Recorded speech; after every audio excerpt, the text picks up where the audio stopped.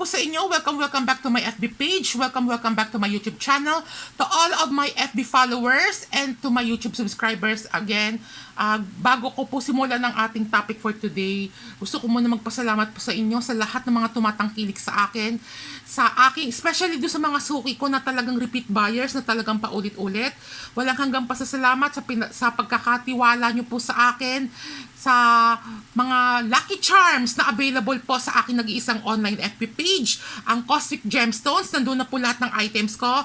Again, acknowledgement. Thank you so much from the bottom of my heart. Kilala nyo na kung sino po kayo. Hindi ko na kayo iisa-isahin kasi sa sobrang dami nyo po ng mga suki ko, kukulangin pa po itong video na to. Okay? So ngayon, i-upload ko po itong video na to sa aking YouTube page, YouTube channel, ang Cosmic Gemstones, at ang aking FB page na Cosmic Gemstones. So without further ado, let's start our topic for today. So gagawa ko po ng video explanation itong aking Feng Shui Fortune Money Tree po. Okay? Isa po ito sa pinakamatagal ko ng tinda, and yet wala pa po akong nagagawang video explanation para maging reference po ng mga bumibili po sa akin. Ang dami na pong bumibili niya ito sa akin. Lalong-lalo na yung mga negosyante, may mga sari-sari store, may mga tindahan, at kung ano-ano pang mga online selling, online seller. Ang dami pong matagal na pong bumibili sa akin itong mga to.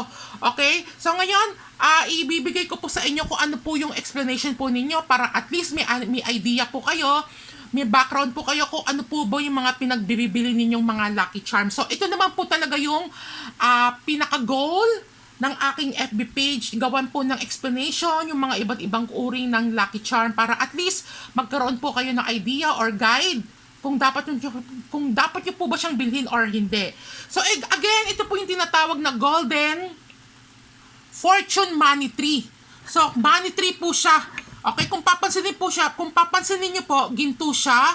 Okay, itsurang ginto, kulay ginto, at meron po siyang mga golden ingot bar. So, ito po yung sa China nagsisimbolize ng pera.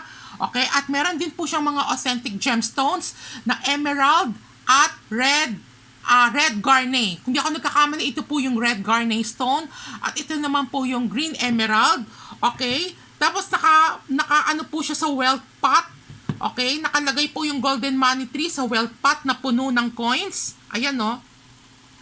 Puno ng coins yung money tree. Kumbaga, ito yung pinakapaso niya. Ang tawag po dito is the wealth pot na may punong-puno ng money tree. Money coin. Ayan, no? Ng golden ingot bar. Ayan po yan, no? Golden ingot bar. Ayan. At yung golden ingot bar, ibig sabihin, sinisimbolize po niya yung pera. Punong-puno ng pera. Itong golden ingot bar. Okay?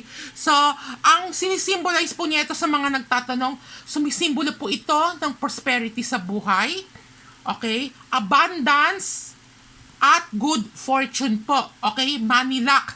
So, kung kayo po ay negosyante, lalong-lalo na po, especially, nagbi-business po kayo, kahit anong uri pa yan ng business, napakaganda po na mag-display po kayo nito. Okay? Kasi nagsisimbolize po ito ng paglago, abundance, pagdami, pag-accumulate ng ari-arian, pagdami ng ari-arian, okay? Pagdami ng pera, ng wealth luck, nag-a-attract po ito ng money magnet, ng kaperahan sa buhay. Ngayon, kung kayo po yung mga empleyado, pwede rin po ito sa inyo kasi ito naman po kung kayo po yung empleyado at meron po kayo nito sa inyong office table, maglagay po sa inyong office table or sa inyong computer table, sinisimbolize po niya yung growth. Career growth, okay? Income growth, okay? Paglago sa karera, sa inyong career, pag-promotion, yan. Pwede po ito kung naghahangad po kayo ng promotion, magandang estado ng inyong career, sa inyong employment, sa inyong employer, good relationship sa inyong boss, sa inyong company, at paglago po ng sahod or pagtaas, pag-increase ng salary. Ito po yung ina-attract ng Golden Money Tree. Kasi pag sinabing money tree, di ba, pag puno, sinabing mabunga, malago, pagdami, pagyabong. Yung po yung sinisimbolize or ina-attract niya itong Golden Fortune Money Tree. So this is more on paglago talaga. Pera. Ngayon, may magtatanong sa inyo, pwede pa yan sa mga nagbebenta ng sasakyan, sa mga condo? Yes. As I've said, pwede po ito makapag-attract ng sales, income, good clients. Kung gusto nyo po makapag-deal, makapag-close ng mga good customer, good client, okay? good transaction, ayan po. Pwede po ang Golden Money Tree. Any gender, any age, pwede po bumili nito or magkaroon nito. Kung tindahan po kayo or grocery or negosyo, mainam, i-display nyo po ito sa inyong table, yung kung saan nakikita, mabilis makita ng mga customer po. Okay? Sa inyong front desk, sa sari-sari store, sa pinakaharap po. Basta, ang pinaka-goal, ang pinaka-achievement nyo is kailangan nakikita siya ng mga customer. Itong Golden Money Fortune Money Tree. Wag nyo po ito i-display sa tagong lugar. Kailangan do sa mga bungad.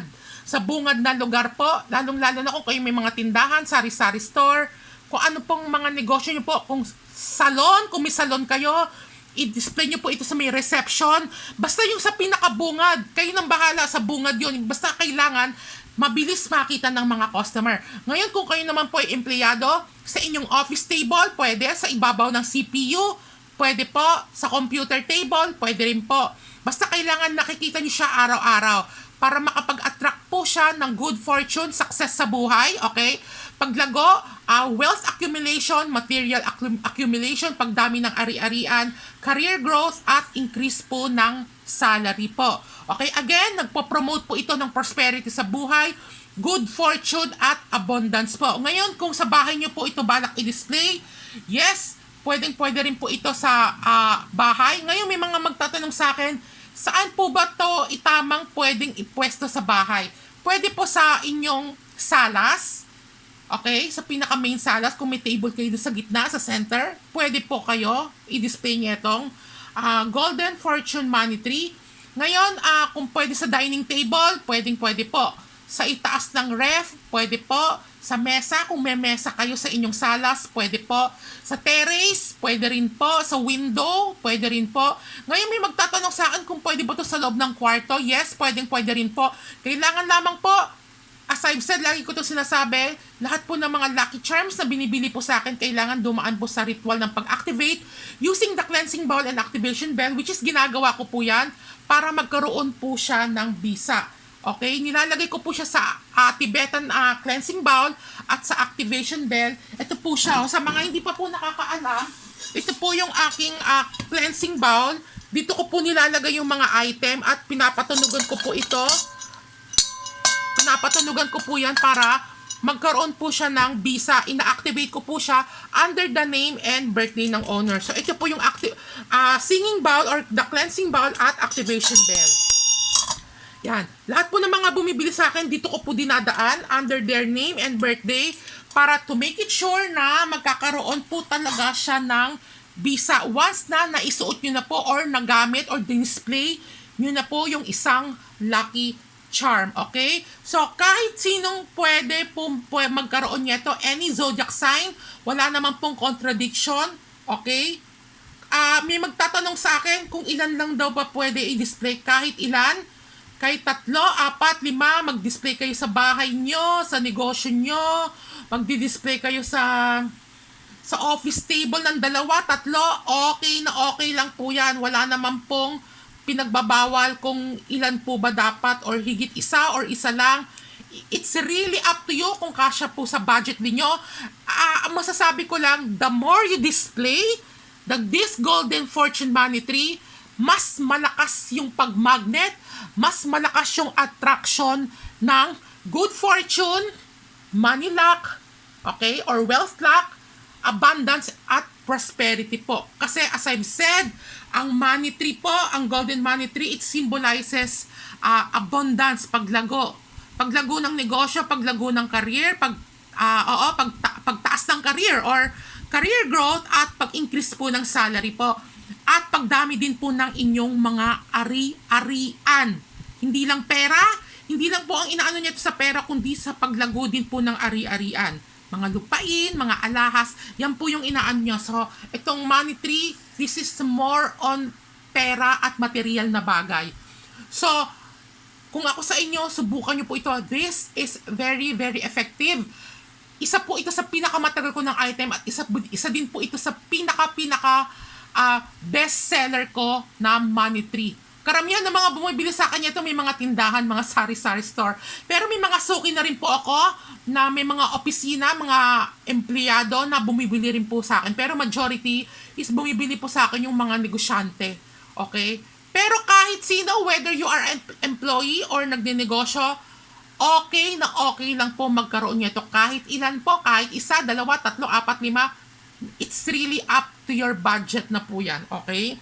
So sana po ay naipaliwanag ko po sa inyo yung mga dapat ipaliwanag regarding po dito sa inyong Golden Feng Shui Fortune Money Tree na nag-a-attract po ng money luck talaga, prosperity, good fortune at paglago. Okay, wealth accumulation. So itong video na to magiging reference po sa inyo ito kung kayo po gustong bumili po niya to at may kabigatan po siya. May kabigatan po, okay? So, matagal na po itong available, 5 years ago pa, and then until now, available pa rin po siya sa aking Cosmic Gemstones, sa nag-iisang aking FB page, ang Cosmic Gemstone. Just follow my FB page, mag-message na lang po kayo if you have any violent reaction or inquiry regarding po sa price. Okay? May kabigatan talaga siya. Mabigat siya. Okay? At i-activate po ito kung bibili po kayo under the name and birthday ng owner para magkaroon po siya ng visa, para ma-activate yung kanyang visa. Okay? Yun lamang po. Maraming salamat po sa inyo. Again, this is the Feng Shui Golden Fortune Money Tree. Bye.